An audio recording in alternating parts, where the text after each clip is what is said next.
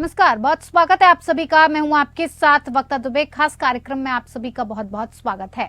देश के 5 राज्यों में हुए विधानसभा चुनावों के नतीजे सामने आने के बाद अब उत्तर बनाम दक्षिण बहस चल पड़ी है। वजह है कि तेलंगाना में कांग्रेस की बड़ी जीत और दूसरे राज्यों में बुरी हार।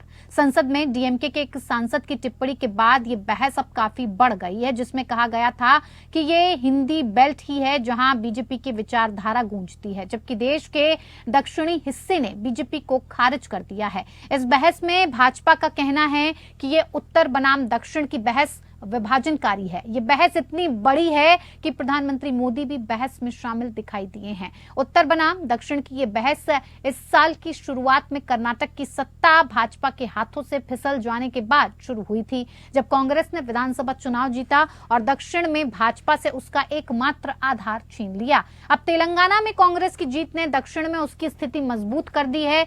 अन्य दक्षिणी राज्यों में केरल और तमिलनाडु से भी भाजपा बहुत दूर दिखाई देती है। इसके उलट बीजेपी की मध्य प्रदेश, राजस्थान और छत्तीसगढ़ की जीत ने हिंदी बेल्ट की पकड़ को और मजबूत कर दिया है।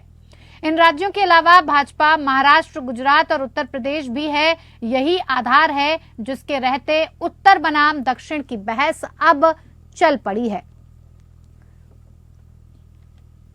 तो राजनीति में अब उत्तर बनाम दक्षिण की बहस दिखाई दे रही है। तो तीनों राज्यों के नतीजों के बाद आमने सामने दिखाई दे रही है बीजेपी और कांग्रेस, और लगातार इस बात को लेकर बहस छड़ी हुई है कि अब ये पूरा मुकाबला उत्तर बनाम दक्षिण का हो गया है। अगर उत्तर में भारतीय जनता पार्टी की पैठ बन चुकी है, तो वहीं दक्षिण की अगर बात की जाए तो कांग्रेस ने अपनी स्थिति को काफी मजबूत कर लिया है। भारतीय जनता पार्टी से कर्नाटक छीनने के बाद तेलंगाना में भी अपनी पकड़ को मजबूत करने के बाद एक तरह से भारतीय जनता पार्टी को ये संदेश देने की चेतावनी समझी जाए या कहा जा सकता है, कांग्रेस की तरफ से दी जा रही है कि उसकी दाल उत्तर में ही गल सकती है, दक्षिण में नहीं।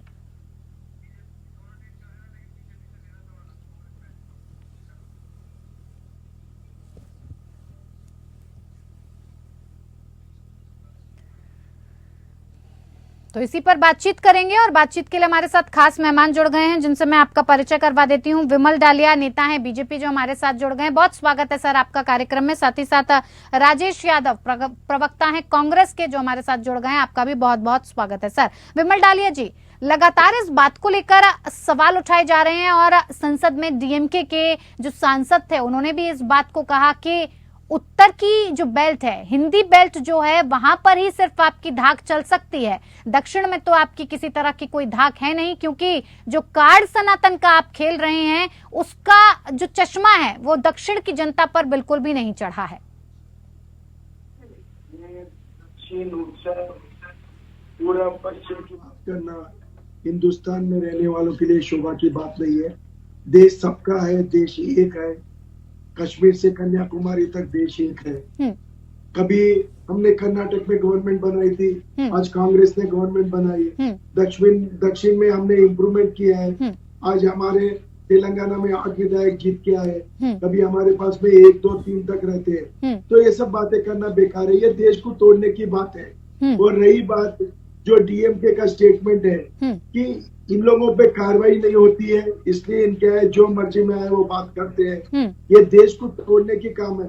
अरे भाई, आपको अगर डिस्कस ही करना है तो डेवलपमेंट के ऊपर बात करिए, लेकिन हिंदी भाषी, तेलुगु भाषी, ये भाषी, वो भाषी, ऐसी बात नहीं करना चाहिए। नहीं विमल डालिया जी, लेकिन ये समझने की जरूरत है ना कि आखिर ये बहस क्यों चल पड़ी। सर, ये भी तो समझने की जरूरत है, आखिर ये बहस क्यों शुरू हो गई, क्यों ऐसा लगने लगा पार्टियों को, चाहे डीएमके हो चाहे कांग्रेस हो, कि दक्षिण बनाम भारत की उत्तर की जो राजनीति है वो अब दिखाई दे रही है। नहीं, ये छोटी राजनीति है। मैं चाहे कोई भी पार्टी से बिलोंग करते होंगे, लेकिन इस तरह की चीप पॉलिटिक्स नहीं करना चाहिए। देश को तोड़ने का काम नहीं करना चाहिए, देश को जोड़ने का काम करना चाहिए।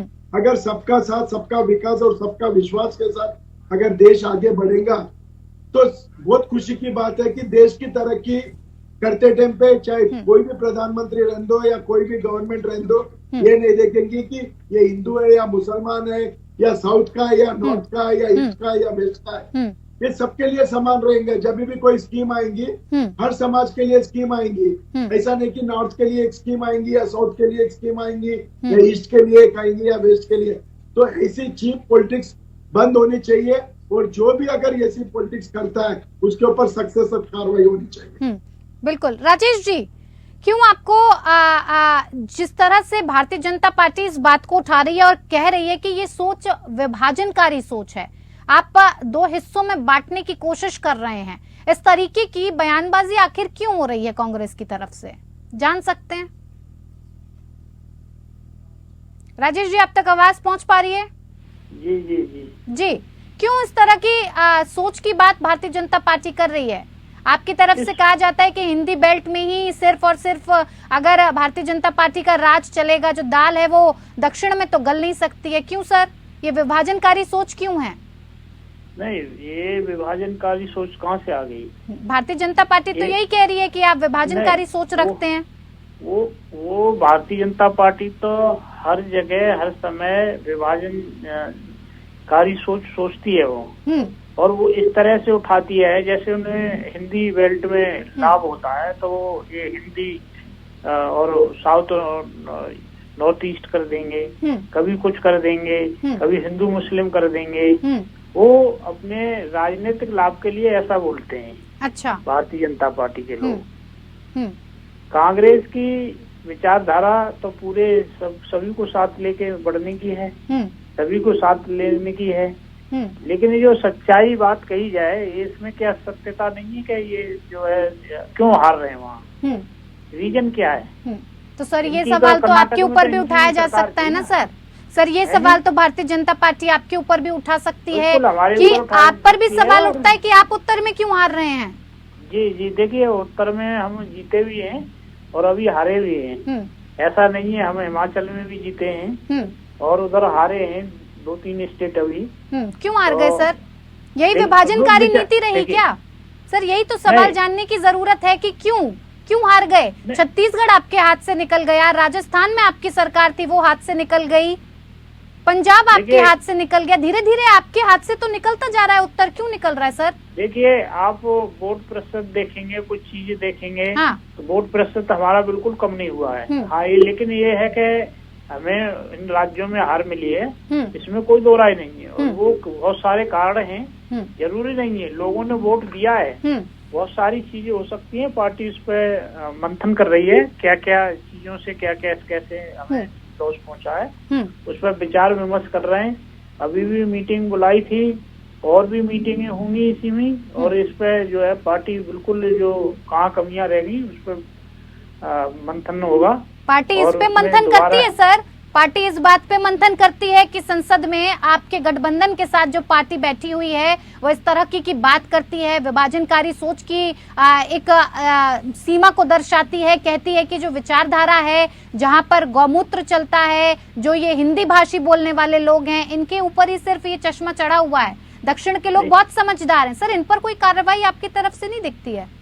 देखिए, अलग हमारी पार्टी से तो ये बयान आया नहीं है, दूसरी पार्टी के ने बयान, आपके साथ गठबंधन में तो है ना सर, डीएमके आपके साथ गठबंधन में नहीं? हमारी पार्टी ने ऐसे बयानों की निंदा करती है सदैव, और ऐसे बयानों को कभी सपोर्ट नहीं करती है। सर आपके साथ तो गठबंधन में है सरकार, में भी, कर्नाटक में भी, तेलंगाना में भी डीएमके के साथ नहीं है आप गठबंधन में सर? देखिए, बहुत सारी जगह भारतीय जनता पार्टी के लोग हैं, बहुत सारी जगह रहे हैं और हैं भी, उनकी पार्टी से अनाप शनाप बयान आते हैं, बहुत सारे बयान आते हैं। भारतीय जनता पार्टी से आते हैं, अलग अलग लोग होते हैं, अलग अलग विचारधारा की पार्टियां हैं, अलग अलग हैं। लेकिन कांग्रेस पार्टी अपनी पार्टी से, इनकी पार्टी में क्या सब जो गठबंधन है, क्या भारतीय जनता पार्टी विचारधारा का ही गठबंधन है? बहुत सारे बताएं हमें। बहुत सारी पार्टियां ऐसी हैं जिनसे इनके बिल्कुल विचार नहीं सर, तो आप इस तरह की विचारधारा का समर्थन करते हैं, ये जानना चाहती हूँ मैं। डीएमके ने जिस तरह की विचारधारा का जिक्र किया, आप उस पर समर्थन दे रहे हैं क्या?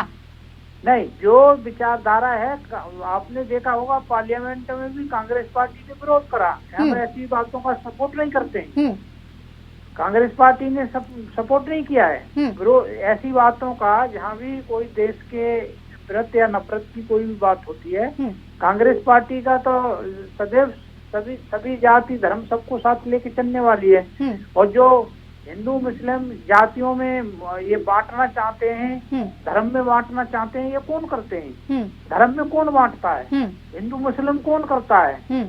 तो देखिए, तो पार्टी, ये जो पार्टी है अपने लाभ के लिए पार्टी करती है। हिंदू मुस्लिम करेगी, कोई इस तरह करेंगी, ये ऐसी बातें देश के अंदर होनी नहीं चाहिए। विमल डालिया जी, आपकी तरफ से कह रहे हैं कि कांग्रेस पार्टी विभाजनकारी नीति अपनाती है, लेकिन राजेश जी कह रहे हैं कि सनातन धर्म का चश्मा हो, फिर चाहे धर्म में बांटने की बात हो, जातियों में बांटने की बात हो, ये सिर्फ आप ही की पार्टी करती है। नहीं, आप देखिए आज जो स्टेटमेंट किसने दिया है, आज इंडिया गठबंधन के साथ में उन्होंने दिया है, डीएमके ने, और आज तक अभी कोई कांग्रेस की तरफ से रिएक्शन नहीं आया कि भाई ये चीप बात क्यों करते हो। आज 100 करोड़ हिंदू की आस्था की बात है और गौ माता को मानने की बात है, तो गौ माता को इसे राजनीति में क्यों बीच में लेके आ रहे हो आप? अरे भाई, आपको बात करना है हमारे साथ, डेवलपमेंट के बारे में बात कीजिए। और रही बात भाई हमारी सरकार है या नहीं है, ये छोड़ दीजिए। साउथ में आपकी क्या परिस्थिति है? आज तेलंगाना में आपने गवर्नमेंट बनाने जा रहे हो, लेकिन आप आपके गिरेबान में जाके देखो कि आपके पास में कितने 4 एमएलए बढ़ के आए। आप इतनी फकर की बात कर रहे हो। मैं चैलेंज के साथ में बोलता हूँ कि आने वाले दिनों में 6-8 महीने में आपकी सरकार चले जाएंगी। आप जिस तरह के वादे किए, अरे भाई पहले आपकी जाके गिरेबान में जाके देखिए आपकी कर्नाटक में क्या परिस्थिति हो रही है। कर्नाटक में आपकी 6 महीने सरकार आके हो गई, लेकिन कर्नाटक में ऐसा लग रहा है कि कर्नाटक बहुत पिछड़ा चले जा रहा है। इसलिए ये चीप पॉलिटिक्स छोड़ के आप आपके डेवलपमेंट में आपकी सरकार बचाने के बारे में सोचिए। हम तो आज दिल्ली से लेकर दिल्ली तक हमारी सरकार चल रही है और हम आज की डेट के अंदर में ये सब चिल्लर बातें। लेकिन विमल डालिया जी, देखिए सोचने वाली बात तो है कि 2024 में जब आप चुनाव में उतरेंगे, लोकसभा चुनाव होने वाला है, इस पूरी चीज को लेकर अगर देखा जाए तो ये पूरी राजनीति, ये जो पूरी सियासत है, ये कहा जा रहा है कि उत्तर बनाम दक्षिण की है। क्या भारतीय जनता पार्टी की यही सियासी समीकरण है कि आपको दक्षिण में इतना फोकस नहीं करना है क्योंकि आपकी वहां दाल नहीं गल पा रही है? सर आखिर ऐसा हो क्यों रहा है? दक्षिण क्या भारत में नहीं है? दक्षिण के लोग क्या भारत के लोग नहीं है जो आपकी पकड़ इतनी मजबूत नहीं हो पा रही है वहां पर?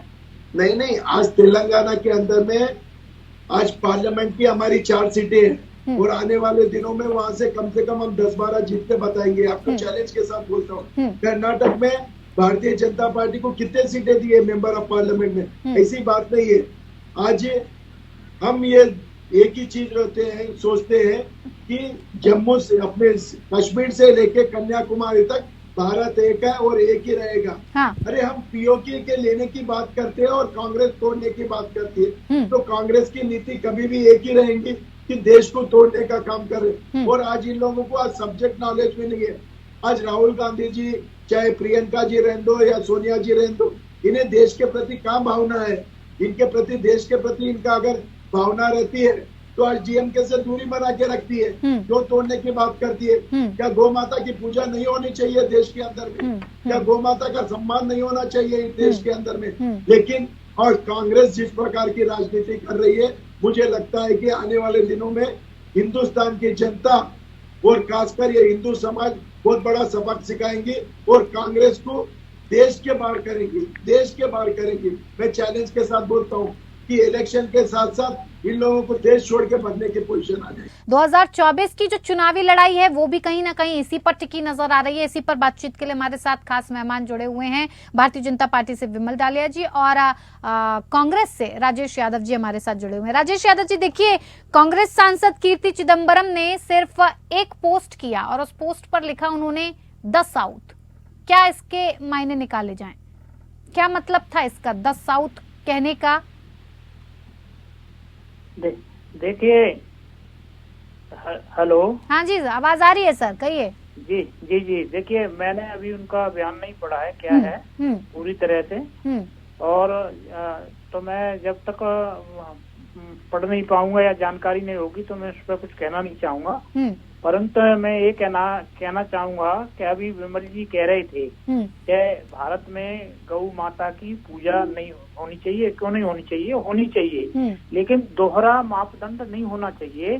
जहाँ जहाँ इनकी सरकारें हैं, आसाम में इनकी सरकार है ना, वहाँ गौ माता को आप देखेंगे। मैं अभी आसाम की से होके आया हूँ कुछ दिन पहले ही, तो वहाँ देखेंगे दुकानों पर बाहर जो सड़क पे बांसों में टंगी हुई है और रेट लिख रहे हैं। इस रेट में गाय का मीट, इसका बकरे का मीट, इसका मीट, सबका।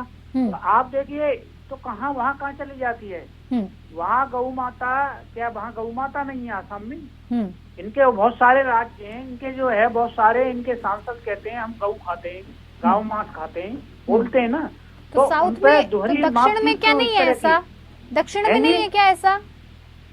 देखिए मैं कह रहा हूँ जहाँ भी है, जहाँ भी है, या तो देश में एक तरह का कानून, एक तरह की सोच होनी चाहिए। सोच नहीं बदलनी चाहिए कि फलाने जो हिंदू के लिए अलग है, मुसलमान के लिए है, उत्तर प्रदेश के लिए अलग है, कर्नाटक में अलग है और आसाम में कुछ और सोच हो जाती है। इस तरह की सोच नहीं होनी चाहिए, एक तरह का होना चाहिए। तो सर जब उत्तर में भी वही है, दक्षिण में भी वही है, तो फिर आपकी पार्टी क्यों इस तरह की बातें करती है? मिनिस्टर हैं किरण रिजिजू, तो पूर्व में कहते हैं हम तो गौ मांस खाते हैं, कहते हैं ना, कहते हैं। तो ये क्यों नहीं निकालते पार्टी से? तो कहाँ गौ प्रेम, कहाँ इनका अधूरा हो जाता है? वहाँ विमल डालिया जी आंखों पर काला चश्मा लग जाता है। विमल डालिया जी, जहाँ तक ये कर्नाटक की बात कर रहे हैं, कर्नाटक में जो है देखिए ठीक है, अभी ये 2-3 राज्यों में जीत गए हैं, तो इनको ऐसा लग रहा है, इनको ऐसा महसूस हो रहा है कि भाई हमने जो है पूरे हिंदुस्तान में सीटें वो कर लेंगे। ठीक है राजेश जी, भी है कर्नाटक में तो येदियुरप्पा सबसे भ्रष्ट लोग थे, भ्रष्टाचार की बात कर रहे हैं, सबसे भ्रष्ट तो येदियुरप्पा ही थे कर्नाटक। ठीक है सर, सुन लेते हैं, जवाब ले लेते हैं विमल डालिया जी से। जी विमल डालिया जी, भारतीय जनता पार्टी में जो भी है उनकी पहले से गौ माता के अंदर आस्था है। आप लोग अपनी आस्था को अगर खुल के बोलेंगे तो जैसा आपने बताया कि थोड़ी जगह जहाँ गौ माता का कत्ल हो रहा है वो भी रुक जाएंगी। एक काम करिए ना भाई, हम तो सपोर्ट करते ही करते, आप भी पार्लियामेंट में बिल लाइए और बोलिए कि भाई गौ हत्या नहीं होनी चाहिए, देश के अंदर में कहीं भी गौ हत्या नहीं होनी चाहिए। बराबर अपन सपोर्ट करेंगे। अगर पूरी यूनिटी बना के अगर हिंदू समाज अगर ये चाहेगा कि गौ हत्या बंद होनी चाहिए और सनातन के ऊपर कोई उंगली उठाना नहीं चाहिए। कह रहे हैं बच्चों वाली बात कर रहे हैं आप, विमल डालिया जी, वो कह रहे हैं बच्चों वाली बात कर रहे हैं। 1 मिनट लगेगी, पास करवा दो, पता लग जाएगी कौन विरोध कर रहा है, सामने आ जाएगा ना। कांग्रेस विरोध कर रही है या बीजेपी विरोध कर रही है, सामने आ जाएगा। कांग्रेस ने 60 साल रूल किया है देश को।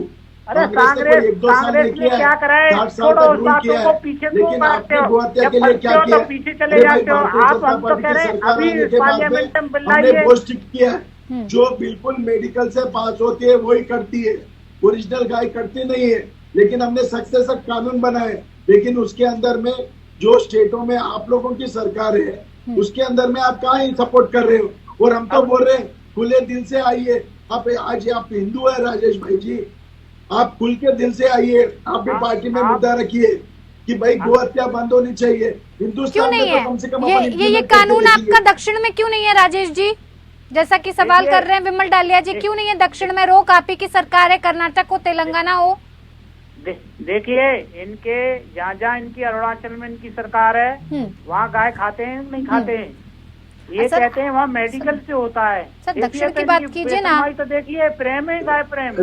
राजेश जी, मेडिकल से पूरे देश में बंद होना चाहिए। के जो मुख्यमंत्री बनने जा रहे हैं रेवंत रेड्डी जी ने, आपकी सरकार है सेंटर में, उसके बाद में आप बिल लाइए ना कि मृत्युदंड होगी जो भी काटेगा गाय को, मृत्युदंड होगी, पता लग जाएगी कौन विरोध कर रहा है। कानून ऐसा पास करिए कि गौ हत्या बंद होनी चाहिए तेलंगाना में। चलो यहीं से शुरुआत करते हैं। अरुणाचल में आपकी सरकार है ना, अरुणाचल में वहाँ नहीं हो रहे हैं। नॉर्थ ईस्ट में तो आपकी सरकार है ज्यादा। सर ये तो एक दूसरे पर ठीकरा फोड़ने वाली बात हो गई कि अरुणाचल में नहीं ऐसा हो रहा है, असम में ऐसा नहीं हो रहा है, वो कह रहे हैं तेलंगाना में ऐसा नहीं हो रहा है, कर्नाटक में ऐसा नहीं हो रहा है। क्या सर, क्या कहना क्या चाह रहे हैं आप दोनों ही एक दूसरे पर इल्जाम लगा के कि आप करेंगे तो हम भी एक कदम आगे ही हैं, ऐसा? देखिए हम तो मिलके करने का काम ये है। कहना चाह रहे हैं कि देश के अंदर इस समय भारतीय जनता पार्टी की सरकार है, इतने बिल लाते हैं, इतने बिल पास करते हैं और ये इस पर राजनीति करते हैं। ये गौ माता के लिए बिल्कुल नहीं लाते हैं, बिल्कुल नहीं लाते हैं। चाहिए ये कांग्रेस बिल लाती है तो जिसके अंदर में पेंडिंग में डाल देते हैं। कौन सा बिल लाए सर जिसे पेंडिंग में डाला? चलिए बताइए, विमल डालिया को बता दीजिए। कांग्रेस के एक नहीं बहुत सारे बिलों को पेंडिंग में डाल देते हैं। एक नाम बताइए ना सर, नाम बताइए। विमल डालिया जी बैठे हैं, पहुंचाएंगे बात को कि कांग्रेस के लिए बिल आता है। कांग्रेस ने कहा था कि बिल पास करो, उठाया था आवाज, कौन सा सर? पार्लियामेंट के अंदर उठाई थी हमारे सांसद ने, और इन्होंने क्या है उस पर कोई अभी तक क्यों नहीं बिल लेके आई? सरकार तो भारतीय जनता पार्टी की है तो सारे काम विपक्ष करेगी। अगर हम बिल लेके आएंगे पास हो जाएगा। ये बिल लेके आए तो पता लग जाएगी कि देश में कौन सी पार्टियां विरोध कर रही हैं। इतने बिल हर सेशन में इतने बिल पास होते हैं ना, तो ये बिल क्यों नहीं लाते हैं? क्यों डर रहे हैं? किससे डर रहे हैं? विमल डालिया जी नहीं बिल बराबर ला रहे हैं। देखो कहाँ ला रहे हैं? कहाँ ला रहे हैं? गौ माता पे कब लाए? कौन सी देश में लाए? बताइए। आप सपोर्ट करेंगे क्या? कांग्रेस सपोर्ट करेंगे क्या उस बिल का? अरे बिल्कुल हम सपोर्ट करेंगे, लेके आओ। ठीक है, चलिए ये विभाजनकारी राजनीति है या उत्तर बनाम दक्षिण है, ये 2024 के चुनाव में साफ हो जाएगा। फिलहाल तेलंगाना में बिल बहुत बहुत धन्यवाद आप दोनों ही मेहमानों का हमारे साथ इस खास पेशकश में जुड़ने के लिए। खास पेशकश में इतना ही, नमस्कार।